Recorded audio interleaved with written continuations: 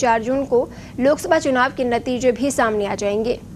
इस बीच एक बड़ी साजिश का खुलासा हुआ है, जिसमें अमेरिकी कंपनी ओपन एआई ने दावा किया है कि उसने उन खुफिया अभियानों को विफल कर दिया है जिनमें आर्टिफिशियल इंटेलिजेंस मॉडल का इस्तेमाल कर लोकसभा चुनाव के नतीजे प्रभावित करने की कोशिश की जा रही थी। एक रिपोर्ट के मुताबिक ये खुलासा लोकसभा चुनाव के रिजल्ट घोषित होने से ठीक 4 दिन पहले हुआ। ओपन एआई की एक रिपोर्ट में दावा किया गया है कि एक इजरायली कंपनी ने भारत पर केंद्रित टिप्पणियां तैयार करना शुरू कर दिया, जिसमें सत्तारूढ़ पार्टी बीजेपी की आलोचना की गई और विपक्षी कांग्रेस पार्टी की प्रशंसा की गई।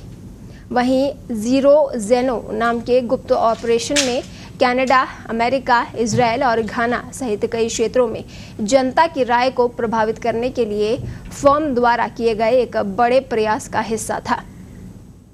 वहीं रिपोर्ट में पता चला है कि लोकसभा चुनाव पर केंद्रित गतिविधि की मई में सूचना दी गई थी और नेटवर्क का संचालन इजरायल की एक राजनीतिक अभियान प्रबंधन फर्म स्टोइक की ओर से किया जा रहा था।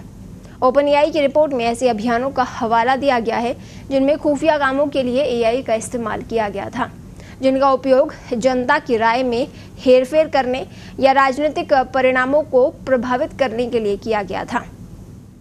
इजरायल से संचालित कई अकाउंट का इस्तेमाल खुफिया अभियानों के लिए कंटेंट बनाने और एडिटिंग करने के लिए किया गया था। ये content social media site Facebook, x और यूट्यूब पर शेयर किया गया था, साथ ही इंस्टाग्राम पर भी शेयर किया गया था। रिपोर्ट में कहा गया कि मई की शुरुआत में इस नेटवर्क ने अंग्रेजी भाषा के कंटेंट के साथ भारत में दर्शकों को निशाना बनाना शुरू कर दिया। रिपोर्ट पर प्रतिक्रिया देते हुए केंद्रीय इलेक्ट्रॉनिक्स एवं प्रौद्योगिकी मंत्री राजीव चंद्रशेखर ने कहा कि ये बिल्कुल स्पष्ट और प्रत्यक्ष है कि बीजेपी कुछ भारतीय राजनीतिक दलों की ओर से फैलाई जा रही गलत सूचना और विदेशी हस्तक्षेप का निशाना थी। केंद्रीय मंत्री ने इसे देश के लोकतंत्र के लिए खतरनाक खतरा बताया है। उन्होंने कहा कि ये साफ है कि भारत और बाहर निहित स्वार्थी तत्व इसके पीछे है और उनकी गहन जांच कर पर्दाफाश किए जाने की आवश्यकता है।